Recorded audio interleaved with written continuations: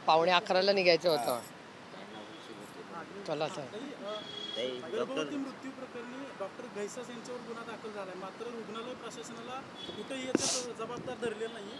घैसास यांच्यावर गुन्हा दाखल करून रुग्णालय प्रशासनाला वाचवण्याचा प्रयत्न केला जातो असं वाटतंय? हो, शक्यता नाकारता येत नाही. मला असं वाटतं पहिला गुन्हा उशिरा का होईना दाखल झाला आहे त्याचं मी स्वागत करते, कारण का ती महाराष्ट्राची लेक आहे. कुठल्याही लेकीवर अन्याय होणार नाही ही आपल्या सगळ्यांचीच नैतिक जबाबदारी आहे.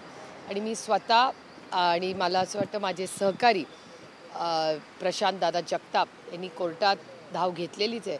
आणि जे कोणी ह्याच्यासाठी जबाबदार असतील, जे कोणी, त्यांना सगळ्यांना शिक्षा झालीच पाहिजे.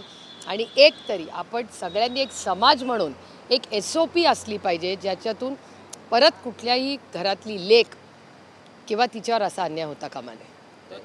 गुन्हा उशिरा दाखल झालाय, पोलीस संरक्षण सुश्रुत घैसास यांना देण्यात आले होतं. गुन्हा दाखल झालाय तरी अजून देखील ताब्यात घेण्यात आलेलं नाही पोलिसांकडून.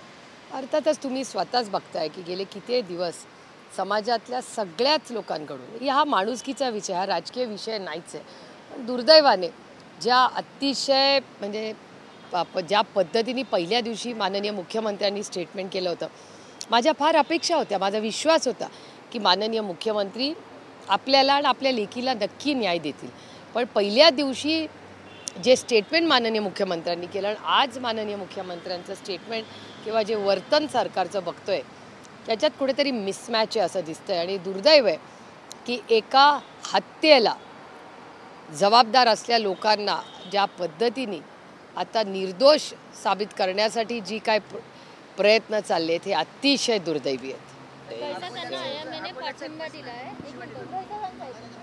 त्यांचं म्हणणं आहे की पहिला जेव्हा अहवाल आला होता आणि त्याच्यानंतर अभिप्राय मागला, पण जेव्हा पहिला अहवाल आला होता तेव्हा त्यांनी क्लीन चिट दिली होती, यांच्यावर कोणताही ठपका ठेवला नव्हता. मात्र अचानकपणे हा अहवाल बदलून त्यांच्यावर गुन्हा कसा दाखल? मला असं वाटतं अनेक अहवालांमध्ये न अडकण्यापेक्षा सत्य जे आहे त्याच्यावर आपण फोकस राहूया. त्याचं कुटुंब, त्यांचे 5 तास त्या हॉस्पिटलमधले होणारं ब्लिडिंग, त्या अनेक गोष्टी आपल्या सगळ्यांच्या डोळ्याच्या समोर झालेल्या आहेत. तुमच्या सगळ्या चॅनल्सनी दाखवल्या आहेत. तर कुठला अहवाल काय म्हणतो ह्याच्यात न अडकूया नको. आपण फक्त जे सत्य आहे ते सत्य बाहेर आलं पाहिजे आणि त्या कुटुंबाला न्याय मिळाला पाहिजे. यवतमाळच्या पाण्याचा प्रश्नावर तुम्ही काल बोललात. अकोल्यातून एक बातमी अशी समोर आली की लोकांनी आता टाक्यांना कुलूप लावायला सुरुवात केली. एवढी भीषण पाणी टंचाई आहे. महिन्यातनं एकदा किंवा दोनदाच पाणी येतं. हे खूप दुर्दैवी आहे की जल जीवन मिशन नावाचा एक एवढा मोठा उपक्रम देशात राबवला गेला. महाराष्ट्रात महाविकास आघाडीचं सरकार होतं, त्याच्यानंतर आत्ताचं जे सरकार आहे हे डबल इंजिनचं सरकार असूनही ज्या पद्धतीने पाण्याची ही परिस्थिती आहे याला जबाबदार अर्थातच पाण्याचं नियोजन जेव्हा होतं तेव्हा सरकारने हे नियोजन का नाही केलं. आज मर बिचारी लोक एक थेंब पाण्यासाठी जीव मुठीत घेऊन राज्यात फिरत आहेत. हे खूप दुर्दैवी आहे आणि अर्थातच आजच्या राज्यकर्त्यांचं अपयश आहे. प्रकरण आहे ना, ज्या महिलेला मारहाण झाली, पोलिसांपेक्षा हुंडी घेतली त्या महिलेने गुन्हा दाखल झालाय, पण अटक अद्याप झालेली नाही. 2 दिवस झाले त्या प्रकरणाला. कुटुंबाच्या जीवाला धोका आहे अशी भीती व्यक्त करते आणि पोलीस प्रोटेक्शन देखील तिच्याकडनं मागते. म्हणजे बीडमध्ये नक्की काय चाललंय हा एक मोठा प्रश्नच आहे.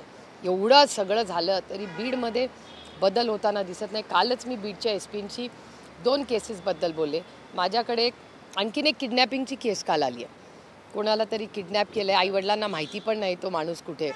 तो एक चालक आहे, ते माझ्याकडे लोक मदतीला आले की आमच्या घरातला मुलगा जो ड्रायव्हर आहे, चालक आहे, त्याला किडनॅप करून कोणीतरी नेलं आहे. तर काल मी SPंना फोन केला तर ह्याची माहिती घेतली. म्हणजे दहशत कुणाची आहे त्या बीडमध्ये की वर्दीला पण कोणी घाबरत नाही. ह्याचा खरं तर मला असं वाटतं ह्याचं एक तातडीने अर्जंट मीटिंग ही महाराष्ट्राच्या माननीय मुख्यमंत्री ज्यांच्यावर गृहमंत्र्यांची ही जबाबदारी आहे हे त्यांनी फार गांभीर्याने घेणं गरजेचं आहे. संग्राम थोपटे आज पक्षप्रवेशाची घोषणा करणार आहे. संग्राम थोपटे भाजपमध्ये प्रवेश करणार आहे असं निश्चित झालेलं आहे. खरं तर तुमच्या लोकसभेच्या जी निवडणुकीत त्यांनी मोठं काम केलं होतं, तुमचं त्यांचं काय बोलणं झालंय का? एक तर संग्रामदादांचा आज मेळावा आहे. मेळावा तर उद्या आपण कशाला ठरवायचं त्यांनी काय ठरवलं. त्यांचा निर्णय येऊ द्या. त्यांचा निर्णय आल्यावर मी कॉमेंट करेन. नाही, मी त्याचं कालही स्वागत केलं होतं. कुठलंही कुटुंब एक होत असेल तर अर्थातच कोणीही सुसंस्कृत व्यक्तीला आनंदच होईल ना. ताई, राज पुण्यात ठाकरे महाविकास आज आघाडीमध्ये येतील असं वाटतंय का तुम्हाला? बघूया ना, आत्ता तर कुटुंब एकत्र झालंय, त्याचा आनंद तर साजरा करू द्या. पण ताई काल मुख्यमंत्र्यांनी देखील स्वागत केलं, तुम्ही देखील आनंद व्यक्त केला होता, मुख्यमंत्र्यांनी स्वागत केलं, दादांनी देखील स्वागत केलं. दादा म्हणतात तुमच्या कुणाच्या पोटात दुखेल जर दोन परिवार एकत्र आहेत. आणि अर्थातच आनंदाची बासवी दुसऱ्याच्या आनंदात आनंद वाटावा हीच तर भारताची संस्कृती आहे ना. ताई, आज राजू शेट्टी, महादेव जानकर, बच्चू कडू यांचा एक निर्धार मेळावा होतोय आणि विरोधी पक्षाची पेस भरून काढण्यासाठी प्रश्न मांडले जात नाहीत म्हणून आम्ही एकत्र आल्याचं म्हटले. तुम्ही त्यांच्यासोबत जाणार आहात का? विरोधी पक्ष एकत्र होणं गरजेचं? काल बच्चू कडूंचा मला फोनही आला होता, मी त्यांना परत केला होता, पण आमचं बोलणं होऊ शकलं नाही. काल त्यांचा फोन आला, मी केला तेव्हा ते व्यस्त होते, त्यामुळे मी आत्ताही त्यांना सकाळी प्रयत्न केला फोन करायचा. त्यांच्या काय म्हणणं आहे हे मी अर्थातच समजून घेईन आणि एका सशक्त लोकतंत्रामध्ये डायलॉग चर्चा ही झालीच पाहिजे. थँक्यू.